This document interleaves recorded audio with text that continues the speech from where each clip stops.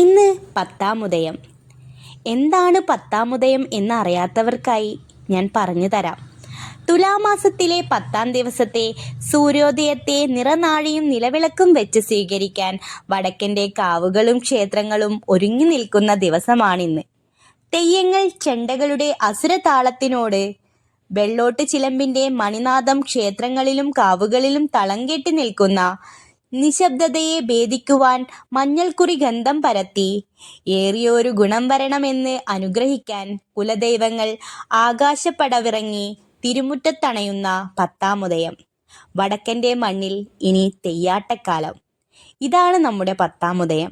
ഇന്ന് ഞാൻ വന്നിരിക്കുന്നത് നമ്മുടെ കരുമണൽ ചാമുണ്ഡി ക്ഷേത്രത്തിലാണ് കേട്ടോ. ഇവിടെ നടക്കുന്ന ചടങ്ങുകൾ കാണാൻ വേണ്ടിയിട്ട് രാവിലെ വന്നതാണ്. അപ്പം ചടങ്ങുകളും കാര്യങ്ങളൊക്കെ കഴിഞ്ഞ് കൊരാട്ടനിത നമ്മുടെ അമ്പലത്തിലേക്ക് കയറിയിട്ടുണ്ട്. കാവിൻ്റെ ഉള്ളിലാണ് ചടങ്ങ് നടക്കുന്നത്. അതുകൊണ്ട് നമ്മൾക്കാർക്കും അത് കാണാൻ പറ്റില്ല. കാവുകളാൽ ചുറ്റപ്പെട്ട് കിടക്കുന്ന ഒരു അമ്പലമാണിത്.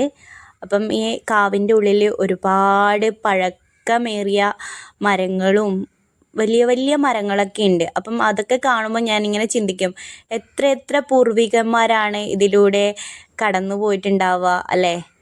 അതടക്കട്ടെ, ഞാൻ കാട് കയറി പോകുന്നില്ല കേട്ടോ. ഇന്ന് ഒരുവിധം അമ്പലങ്ങളിലെല്ലാം തന്നെ ഈ ഒരു പത്താമുദയം ആഘോഷമാക്കുന്നുണ്ട് കേട്ടോ. അപ്പം നിർമ്മാല്യം വാങ്ങി അത് കഴിഞ്ഞ് പായസം ഉണ്ടായിരുന്നു. പായസവും കുടിച്ച് പോകാം എന്ന് വിചാരിച്ച് നിൽക്കുവാണ്. അപ്പം പോകുന്ന വഴിയിൽ ഇതാ എൻ്റെ ഫ്രണ്ടിൻ്റെ അമ്മേനെ കണ്ട് കുറച്ച് നേരം സംസാരിച്ച് നിന്നു.